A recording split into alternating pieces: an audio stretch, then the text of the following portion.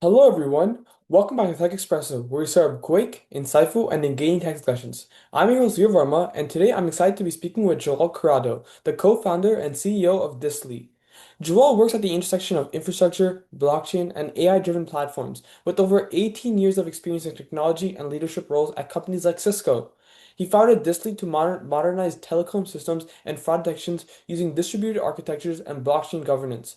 Joel also advises early stage tech companies and is pursuing a PhD focused on molecular and decentralized systems. Let's get right to it. Hello, everyone. I'm here today with Joel. Today, we'll be talking about the real world impact of blockchain and its role in sustainability, his startup Distli, and how app chains could shape the future, and the lessons he's learned from such a unique journey across tech and business. So, thank you, Joel, for being here, and let's get right to it.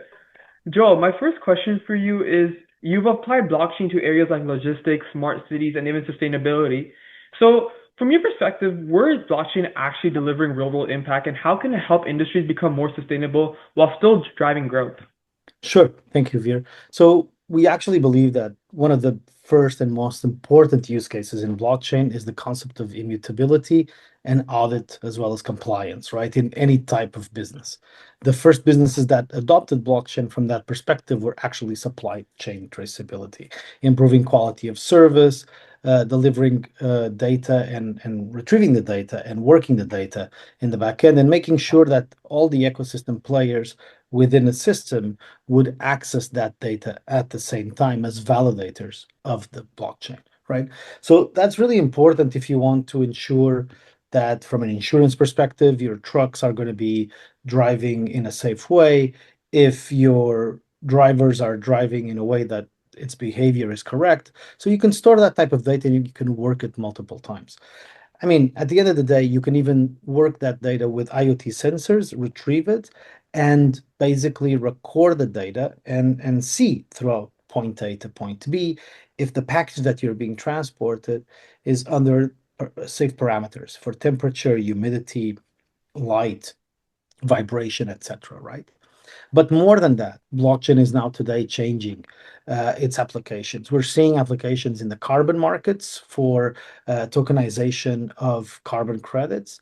But even more important recently, the application of blockchain as an emerging technology in areas like the EUDR deforestation regulation, in which we are seeing blockchain being applied to help. With a piece of legislation that is important that just came out here in the EU, meaning that, for instance, specifically with the EU deforestation regulation, it requires companies to prove that goods like soy, palm oil, and timber are not linked to deforestation. And blockchain, in that sense, can be a great tool to help companies be aligned and audited with the European Union regulation. Thank you very much. And my next question is about your startup, Distli. You're the CEO and co-founder of Distli, an edge-hosted app chain on blockchain. So, could you share what inspired you to start Distli and how it's different from other blockchain projects out there or startups out there?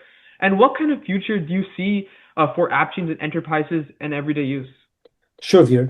So, me and my co-founders, we basically had some years experience already in the blockchain space and we stumbled into a problem. So the idea of Distli actually started from solving a business problem. And the business problem is if I want to deploy a business application in blockchain at the edge of the network, how can I do it while you'll have facing multiple challenges? Internet connectivity may crash.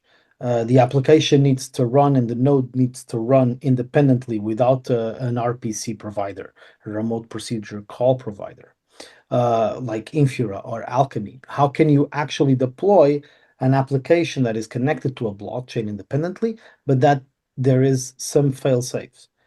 The consensus mechanism can run offline, can aggregate data at the edge, can sync later on, can have zero knowledge proof capability, right? So all of these elements that are actually important in the business to ensure that data is cryptographically verified, that it can go to the blockchain, that it can reside in a concept of island in terms of blockchain if they are cut from the main blockchain due to connectivity issues.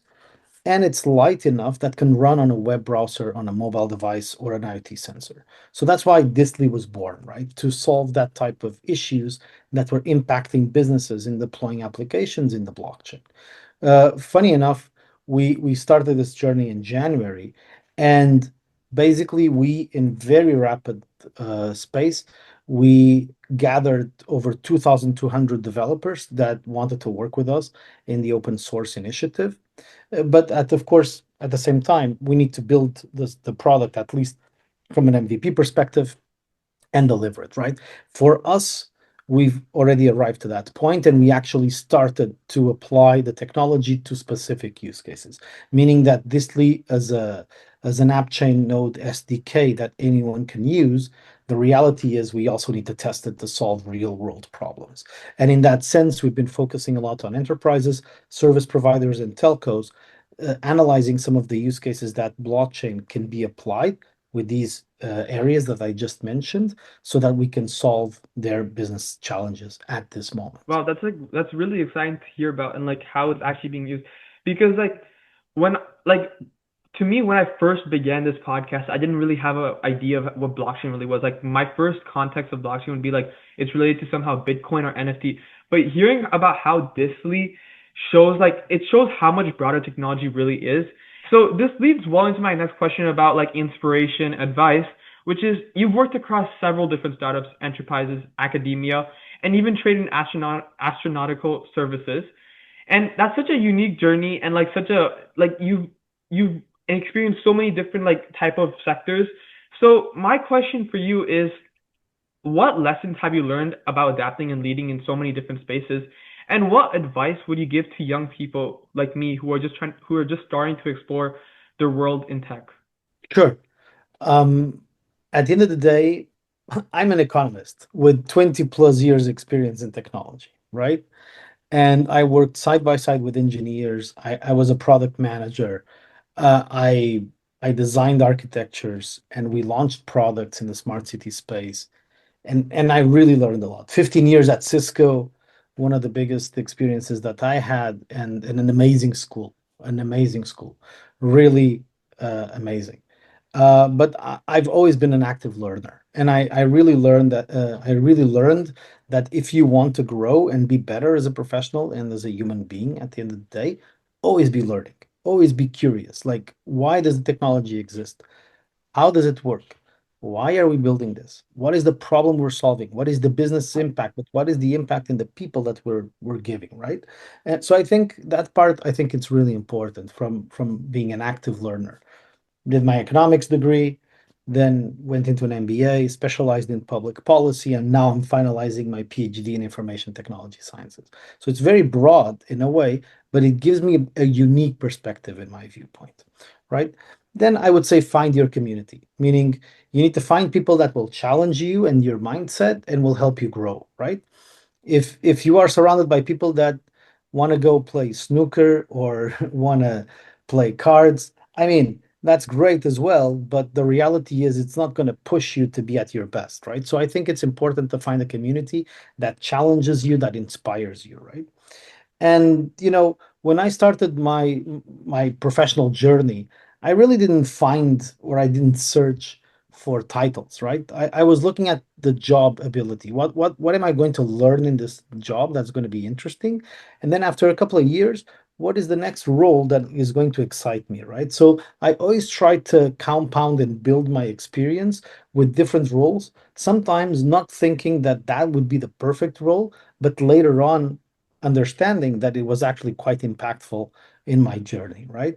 And I would say educate yourself, like really try to learn. And you have lots of ways to learn in a free way with Udemy or Coursera or many other courses that are free. So I would actually suggest and advise that folks like try to learn something new every day. If you do that, it will compound over time and you're going to build up an amazing experience for yourself, right? And I think that's the important part at the end of the day. For instance, and I can tell you one thing. Also, right now, building Distly, I felt with the team very safe, very secure because we've gained the experience, the exposure, the the work that we've done together with the co-founders and with the team throughout the years has given me personally the, I would say, the feeling that we are really ready to create impact, right? And that's why we say that with Distli, for instance, we want to connect the next billion people into blockchain, to your point, Veer, without even them understanding that they are Exactly. in blockchain. Yeah, exactly. That invisible innovation, like not letting, not realize, not people were not realizing they're actually like a part of something which is like humongous. And going back to your advice, yeah, that's really powerful advice. I think for someone like me, like it's easy like to feel like you need to pick one path early onwards, like in high school, and stick with it. And like, but your journey, like of like many, like experiencing many different spaces and exploring many different spaces, can actually like make someone stronger and more Yeah. versatile.